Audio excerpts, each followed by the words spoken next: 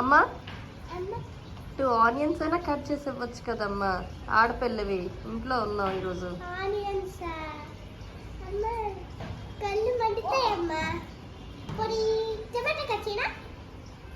కొంచెం టమాటోస్ అయినా వద్దమ్మా, ఏ అవి కట్ చేస్తున్నప్పుడు జ్యూస్ కంట్లోకి వెళ్ళిపోద్దమ్మా. మరి క్యారెట్ కట్ చేయనా? సరిపోని. వద్దు, ఏ క్యారెట్ గట్టిగా ఉంటది, కొయ్యలేం. పోనీ మిరపకాయలు కట్ చేయనా? వద్దు వద్దు, కారంగా ఉంటది.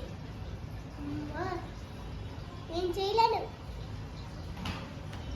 నువ్వేం చేస్తావు?